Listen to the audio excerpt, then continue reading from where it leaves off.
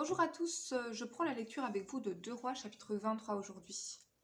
Le roi Josias fit assembler auprès de lui tous les anciens de Juda et de Jérusalem. Puis il monta à la maison de l'Éternel avec tous les hommes de Juda et avec tous les habitants de Jérusalem, les sacrificateurs, les prophètes et tout le peuple, depuis le plus petit jusqu'au plus grand. Il lut devant eux toutes les paroles du livre de l'Alliance qu'on avait trouvé dans la maison de l'Éternel. Le roi se tenait sur l'estrade, et il traita alliance devant l'Éternel, s'engageant à suivre l'Éternel et à observer ses ordonnances, ses préceptes et ses lois, de tout son cœur et de toute son âme, afin de mettre en pratique les paroles de cette alliance, écrites dans ce livre, et tout le peuple entra dans l'alliance. Le roi ordonna à Hilkija, le grand sacrificateur, aux sacrificateurs du second ordre et à ceux qui gardaient le seuil, de sortir du temple de l'Éternel tous les ustensiles qui avaient été faits pour Baal, pour Astarté et pour toute l'armée des cieux, et il les brûla hors de Jérusalem dans les champs du Cédron, et il en fit porter la poussière à Béthel. Il chassa les prêtres des idoles établis par les rois de Juda pour brûler des parfums sur les hauts lieux, dans les villes de Juda et aux environs de Jérusalem, et ceux qui offraient des parfums à Baal, au soleil, à la lune, au zodiaque et à toute l'armée des cieux. Il sortit de la maison de l'Éternel l'idole d'Astarté qu'il transporta hors de Jérusalem vers le torrent de Cédron. Il la brûla au torrent de Cédron et la réduisit en poussière, et il en jeta la poussière sur les sépulcres des enfants du peuple. Il abattit les maisons des prostituées qui étaient dans la maison de l'Éternel, et où les femmes tissaient des tentes pour Astarté. Il fit venir tous les sacrificateurs des villes de Juda. Il souilla les hauts lieux, où les sacrificateurs brûlaient des parfums, depuis Géba jusqu'à Beersheba, et il renversa les hauts lieux des portes, celui qui était à l'entrée de la porte de Josué, chef de la ville, et celui qui était à gauche de la porte de la ville. Toutefois, les sacrificateurs des hauts lieux ne montaient pas à l'autel de l'Éternel à Jérusalem, mais ils mangeaient des pains sans levain au milieu de leurs frères.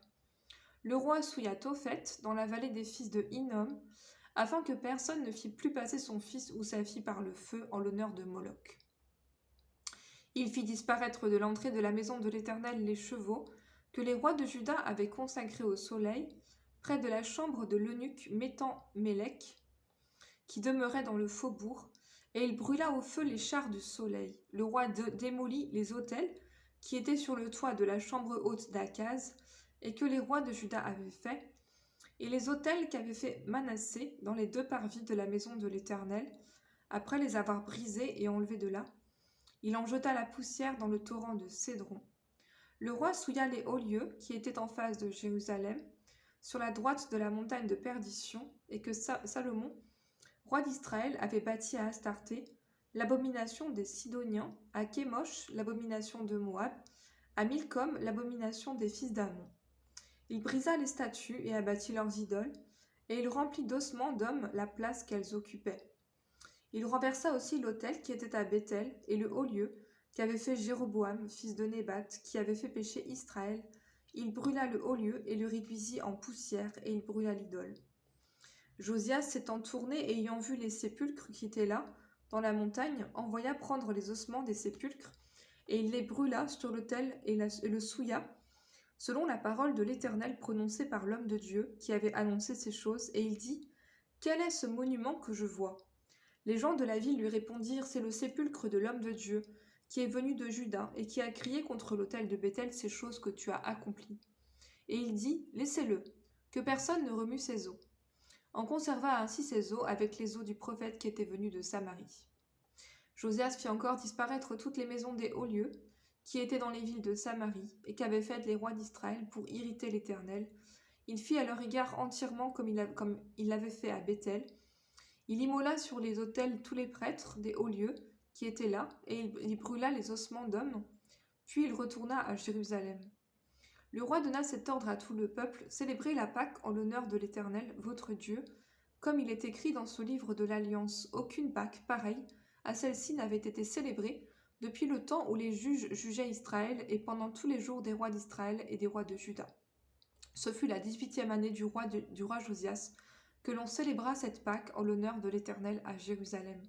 De plus, Josias fit disparaître ceux qui évoquaient les esprits, et ceux qui prédisaient l'avenir, et les téraphim, et les idoles, et toutes les abominations qui se voyaient dans le pays de Juda et à Jérusalem, afin de mettre en pratique les paroles de la loi écrites dans le livre que le sacrificateur Hilkija avait trouvé dans la maison de l'Éternel.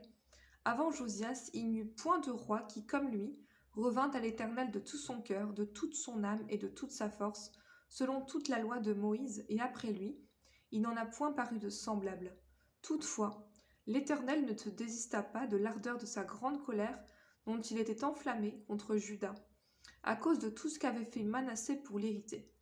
Et l'Éternel dit, j'ôterai ainsi Juda de devant ma face comme j'ai ôté Israël, et je rejetterai cette ville de Jérusalem que j'avais choisie, et la maison de laquelle j'avais dit, là sera mon nom. Le reste des actions de Josias et tout ce qu'il a fait, cela n'est-il pas écrit dans le livre des chroniques des rois de Juda? De son temps, Pharaon Nécho, roi d'Égypte, monta contre le roi d'Assyrie, vers le fleuve de l'Euphrate, et le roi Josias marcha à sa rencontre, et Pharaon le tua à Megiddo dès qu'il le vit. Ses serviteurs l'emportèrent mort sur un char, ils l'amenèrent de Megiddo à Jérusalem, et ils l'enterrèrent dans son sépulcre. Et le peuple du pays prit Joachaz, fils de Josias, ils l'oignirent et le firent roi à la place de son père. Joachaz avait 23 ans lorsqu'il devint roi, et il régna 3 mois à Jérusalem. Sa mère s'appelait Amoutal, fille de Jérémie de Libna. Il fit entièrement ce qui est mal aux yeux de l'Éternel, entièrement comme avait fait son père. Pharaon Nécho l'enchaîna à Ribla, dans le pays de Hamath, pour qu'il ne régnât plus à Jérusalem, et il mit sur le pays une contribution de 100 talents d'argent et d'1 talent d'or. Et Pharaon Nécho établit roi Eliakim, fils de Josias, à la place de Josias son père, et il changea son nom en celui de Joachim. Il prit Joachaz, qui alla en Égypte et y mourut. Joachim donna à Pharaon l'argent et l'or, mais il taxa le pays pour fournir cet argent, d'après l'ordre de Pharaon. Il détermina la part de chacun et exigea du peuple du pays l'argent et l'or qu'il devait livrer au Pharaon Nécho. Joachim avait 25 ans lorsqu'il devint roi, et il régna 11 ans à Jérusalem. Sa mère s'appelait Zebouda, fille de Pédaja, de Ruma. Il fit ce qui est mal aux yeux de l'Éternel, entièrement comme avaient fait ses pères.